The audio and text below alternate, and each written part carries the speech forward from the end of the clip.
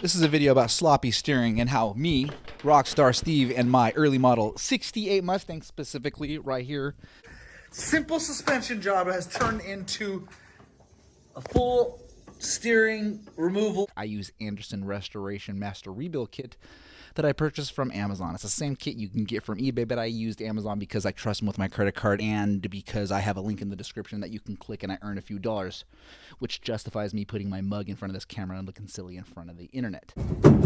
Let's come out. This whole process started as I called Cobra Automotive. And after a $10,000 quoted conversation later with the race specialist Cobra Automotive, I decided to use the bare minimum, Anderson Restoration Kit, which doesn't come with all the components that I need, but it comes with enough. Tie rod, a few extra point, ball joints. Do-it-yourself toe alignment. All of these parts and tools have links in the description so you can purchase it for yourself and not get ripped off at the alignment A few shop. algorithm-friendly words will help keep you hooked and bump this video up in the algorithm system of Google, including from the pitman arm, drag link, tie rods, and the steering box. A lot of those components don't come with this Anderson Restoration Kit, but because I'm able to buy in bulk using that kit, I have a few parts left over. Bushing kit for the sway bar, end link, the lower control arms, rod, bushing kit, upper control arm, upper shaft. I started off with the tie rods, and then it just snowballed after that, and I had to order a few extra components, third party, which you'll see moving on to into this video. Another thing is that you can do this job yourself. Interesting noise happened. But I will say this, and I'm guilty of it, as you'll see later in the video. You need to double check tightening and components. Constantly shake down this vehicle because, as you'll see later on in this video, I have a potential catastrophic event because I was rushing for a scenario. So we're all human, we make mistakes, but one of the reasons I'm making this video, like I said earlier, is so that you can cross-reference, reverse engineer, and I'm going to shut up and get to the video. Hello, This is it. welcome to Rockstar's Unleashed and Unprepared Footage Factory. In this video, we will be fixing the sloppy steering issue on my 68 Mustang with this Anderson's Restoration Front End Master Rebuild Kit.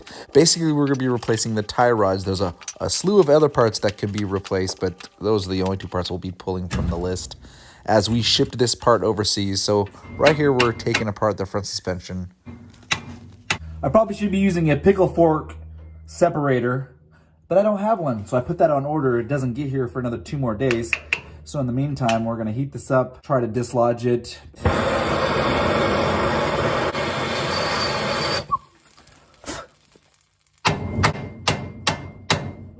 So in the process of replacing these tie rods, ripping the old ones out, literally, it kind of dawned on me. I knew that this steering box was going to need to be replaced at some point. There's just so much slop in the steering wheel.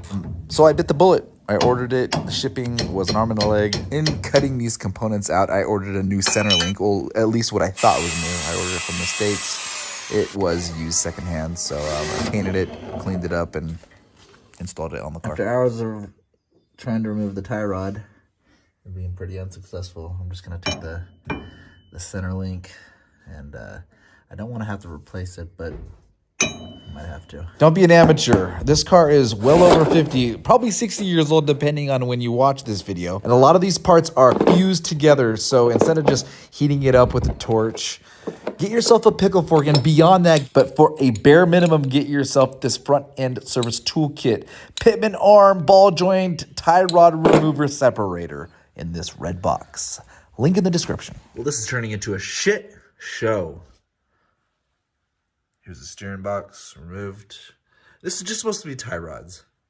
And I can't even remove, oh, the drag link.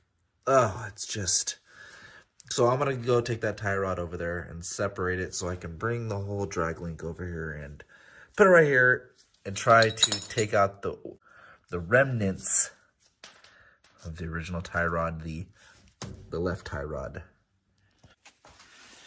All right, trying to remove tie rod from this side. Oh my gosh. So the hammer is somewhere over there, so we're gonna use this to try and drop it. It's not happening, so grab the hammer, I'll be right back. And then if that don't work, we'll shove that in there. All right, Let's see how well this works. I'll tighten this up. Actually, let's see if we have any of these. Yeah. Is that the right size? No, that isn't. Is this the right size? Yeah. Is this the right size? No, it's not. Absolutely no light. That's not even the right. And it's still the wrong size. My God. Oh my God. Oh my God. So much play to tighten.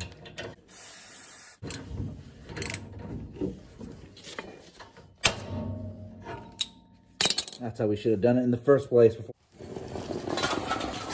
We want that out.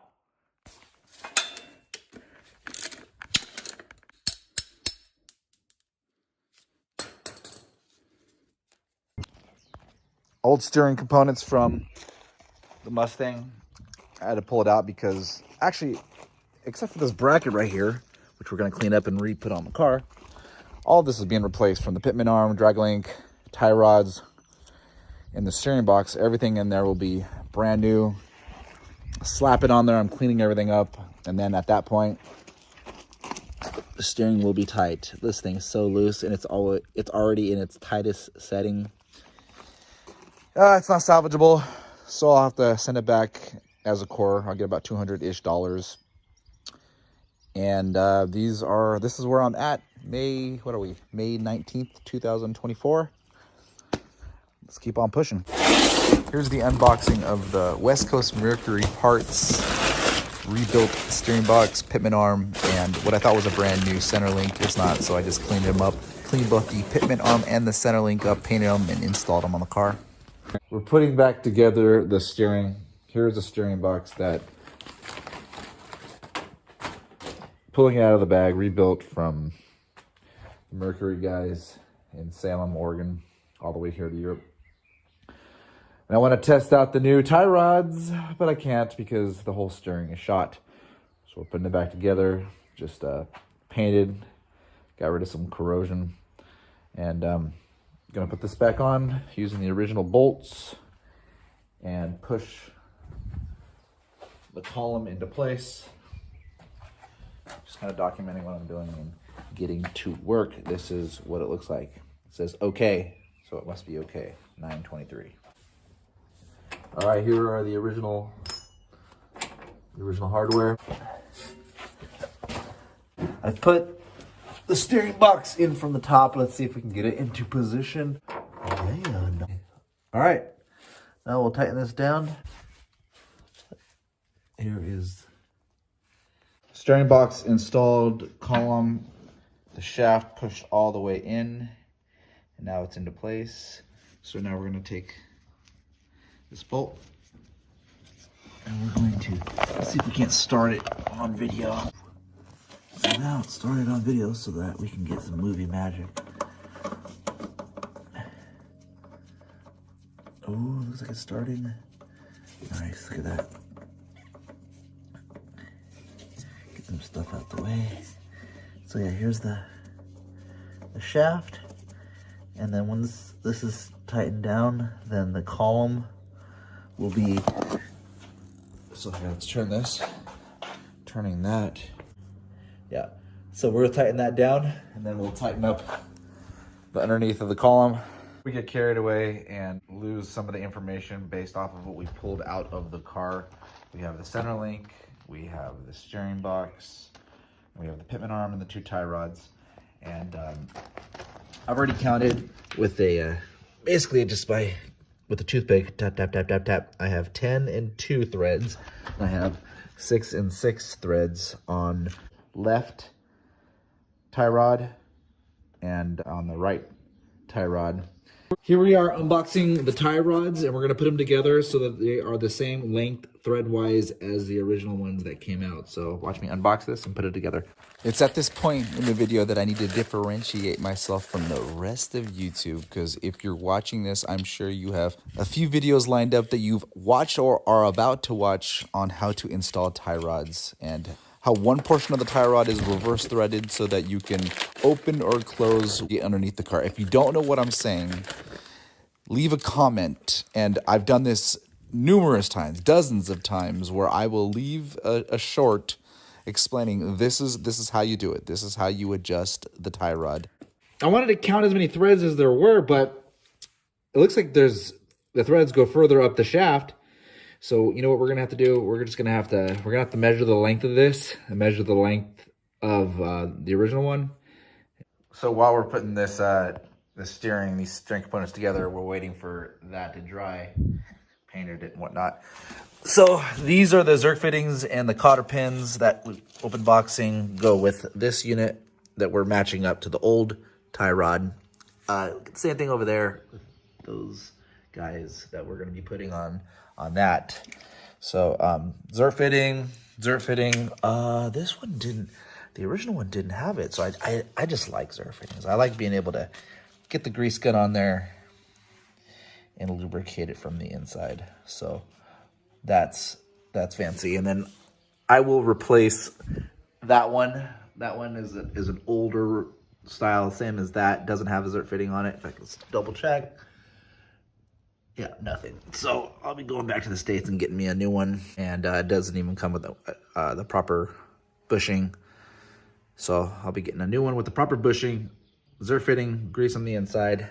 Another peculiar observation is that the tie rod, the left-hand side tie rod, didn't have any Zerk fittings, but the right-hand side original tie rod had a Zerk fitting, where these new tie rods that I'm putting on will have Zerk fitting, 2 Zerk fitting each, 4, where this one only had 1 Zerk fitting between the 2 of them. It's very peculiar. All right, so we made an error. These 2 bushings belong to this idler arm, not the pitman arm. I was going to steal one and use it for the, this is the same bushing right here. I was going to use it for the pitman arm, which is drying over there.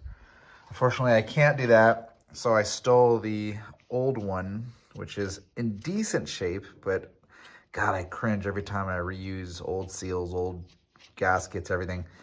The problem is it cost me $40 just to get this stupid, I mean, it's like $4 to order it back in the States, and I'll be heading to the States in a few months, so I can literally just put this in my pocket going to the airport. But I'm going to reuse this, so shame on me, but that is what I'm doing. Sacrilege. All right, we've installed the fancy idler arm that doesn't have the Zerk fittings, and we'll go ahead and swap these out to see how this feels. This one, this is the OE bracket. This is the idle arm that came with the Amazon kit, Anderson kit. And then we're just going to kind of feel how this is better protected. Even the measurement's a little bit different, though. The measurement of this bracket is just different than this. The geometry is different. I just don't know. I just don't know.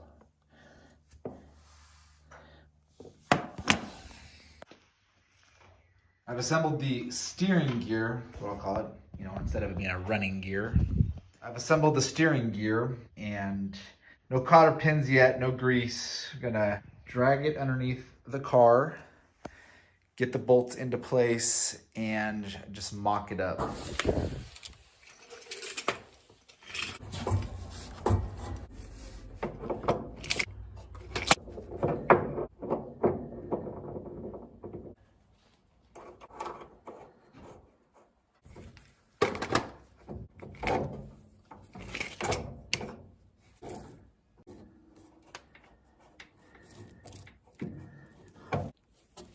All right, tie rods.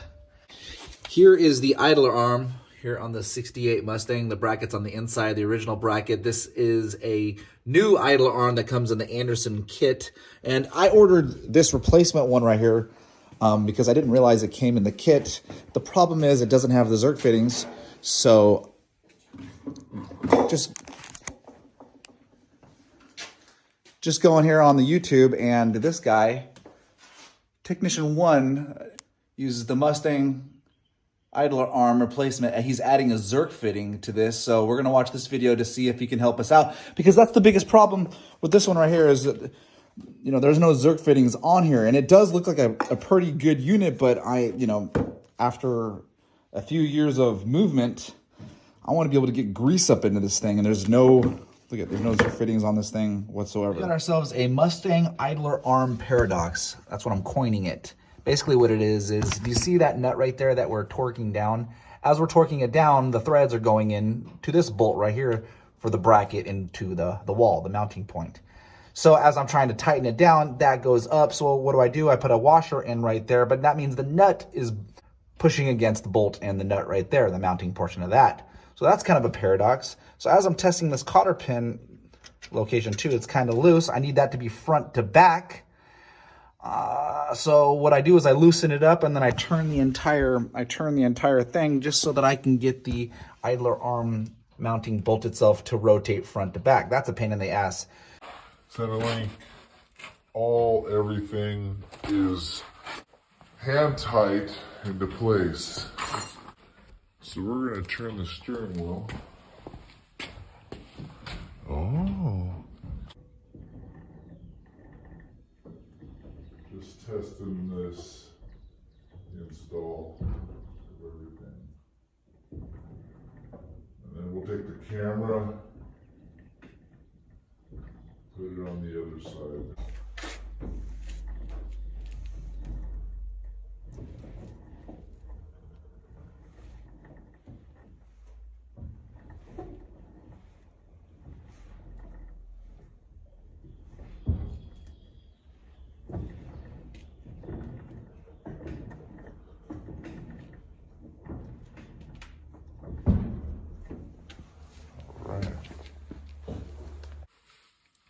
Idler arm to center link, torqued it down to the proper settings, put a larger cotter pin in there than the Anderson came with. I'll cut it down, but I don't know, just kind of feel it better. I like it to be as large in the hole as possible. An update on the Anderson steering, master steering components. So we're not working on none of this as of right now. We've got the tie rods on. We got the idler arm on. We have the pitman arm on. We have the tie rods to the rough measurement to what the old ones were. That's going to get me in the ballpark, but I want it really good, so I'm going to try to adjust it even further so I can get it down the road. And then once I have it streetable, I'm going to find me a shop that can do an alignment. But what we're doing right now is we're getting our zert fittings tight. And then after the zert fittings, we're going to grease them up. We're going to do a double check to make sure all of the cotter pins are in. Ah yes, the grease gun and the greasing process. Greasing up, lubing up this suspension so we don't have any binding issues. If you do not know how to put the cartridge in the grease gun, be sure to YouTube how to drop it in the tube. So we got ourselves this cool kit so we can give ourselves a toe measurement alignment versus a full-blown alignment, which I was going to do when I took it to the dealership. But I decided to pull out of doing that because, there's a lot of things that this kit doesn't have. Strut rods. It does have strut rod bushings, which we might replace that on the strut rod, or if we have to do the strut rod itself, we'll see how bad it is once we disassemble it. But we'll be doing that in the wintertime. So there's a lot of things that this kit doesn't come with that I had to replace, including steering box, pitman arm, yada yada. But it does come with quite a bit of things that even now afterwards, if I want to replace it, like the lower control arm, I'll do it at a later date. And I want to check the shocks and springs, but I'll be doing that in the wintertime because, like I said earlier, I've already beat this dead horse up. I want to enjoy it right now and seeing how I haven't removed too many large components, just the tie rods. Yeah, granted, I've done the steering box, but these components aren't too big of a deal. And what I will do right now with this measurement tool is just get the toe measurement DIY at home. Step 1. Enjoy it while the sun's out. Install toe plate. Insert the toe plate into the hub mounting screw of the brake disc and tighten up the nut that comes with the car. It is recommended that you install a flat washer before the nut and the measuring tool so that the tool is more parallel to the brake disc. In some cars, the brake bracket may interfere with the measuring tool, in which case the flat washer can be replaced between the tool. Oh, yes, well, so we can put it at an angle. So in order to get this completely flat, we're gonna have to remove the brakes. Well, let's get to work. I'm doing it this method because the jack stand, I just don't like the lateral movement. When the arms spread, there's a lateral movement, so I concocted this wood stand. So I'm gonna drop it down, let it rest on that. Hopefully I don't crush my head and die. Check out this extension I have so I don't drop the car on myself. I've almost dropped it all the way down. Oh, touching the wood. I also have the jack stand to make sure I don't. Not yet. Drop it down. Should be good there. Just getting this good and level. We'll do the same thing with the other side. Oh, wow. Look at that. Good. So it's nice and level, and already immediately, look at that. So we're at, what are we at? We're just shy of 60. Oh my God. 59. And then look at this. We're over 61. So we've got to do some adjustments. We're gonna loosen up the tie rods and start moving.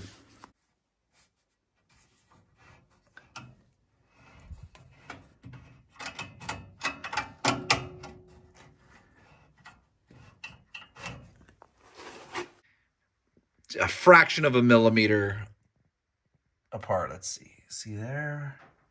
Bam. See there? Bam. Anyways, so tighten down the tie rods. Gonna jack the car up, take this off, brakes back on, and this car is ready to drive. Jack this up. Tires on. Get to driving. All right, about to take this car for a spin. I'm gonna pull it out, warm it up, and see how well she drives.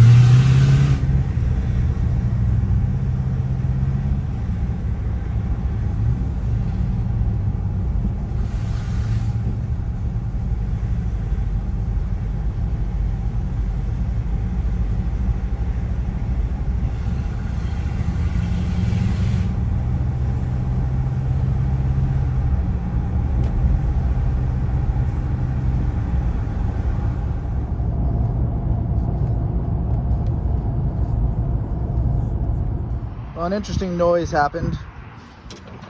From this wheel. So, not entirely sure what it is. Oh, I see. Huh.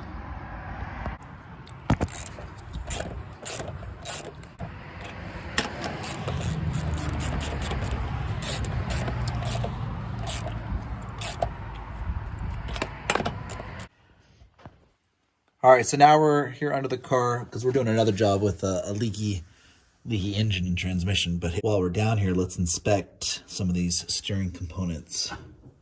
So the strut rods, we got new bushings for that, which I'm not sure. These actually look all right. I might just take the bushings out, clean it up, paint it, both sides. These lower control arms look pretty.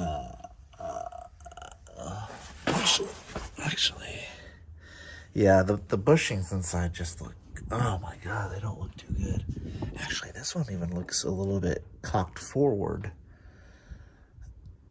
But that could be the strut rod pulling it forward.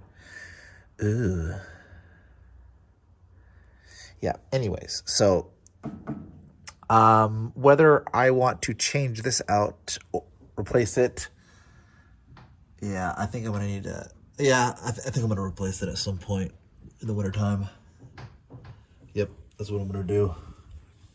Clean this up, take this all out, clean this all up, wire brush, clean it, and what the hell is this? Get these wires out of the way, but yeah, just get up under here and clean it and make it nice. Yep. So now that we have the Mustang on the road and we're testing it out, we're going over the remainder of the parts that we have left over from the Anderson's restoration suspension kit. And we still need to order some parts. For example, we have a bushing kit for the sway bar. We have ourselves the end link, which goes into the lower control arms and also the sway bar too. So guarantee we'll be replacing this as we start looking at the lower control arms and whether or not we're going to replace this. Also, these lower control arms, this boot on both of them are damaged. So I'll be heading back to the States and getting myself another boot from hopefully another company. Maybe Moog makes that. Either way. Strut rod bushing kit. I was going to be replacing the strut rods, but maybe I can just pull it out, recondition it, paint it, and these might do the job. But we'll find out. Right here in this bag, we have the upper ball joint as well as this lower ball joint attached to the lower control arm. And come to think about it, I don't remember the condition of the spindle. Well, we'll worry about that this winter. And then the control arm upper shaft, we have these left over, which we might have to buy ourselves a tool to pull them from the vehicle. But again, that's at a later date. So these are the parts that are left over. Potential strut rod, definite sway bar upgrade. That's why we even need the bracket too. So screw just the bushing kit. We need the bracket in itself. Upper ball joints, lower ball joints, lower control arms. This isn't necessarily the end of the video because it's an ever evolving Mustang. I keep taking this car for a drive and it's swerving. I'll definitely be upgrading the steering box. You'd have thunk since I upgraded it would have been perfect, good to go, but it still seems to have a little bit of slop, and for as much money as that was, I'm a little bit disappointed. West Coast Mercury. And typically I'd tell you to subscribe or like, leave a comment, but seeing how you're probably watching this video months or years after here I am sitting here, be sure to watch the next video in the series of this car. Hopefully this car will be finished by the time you're watching it. And this is just a recap documentary of me actually working on it. The wiring, just getting this thing up to speed, the speedo, calibrating the speedo. Because it's a few miles per hour off, but it's not that it's a few miles per hour off. It keeps yelling at me saying, calibrate. So it's basically yelling at me. But this isn't the end of the video. In fact, the next video, the continuation, will be out, who knows, maybe within a month. So this is a whole nother reason for you to subscribe. And then in a few months' time, I'll be over working on my 65, which will be a full-blown race car.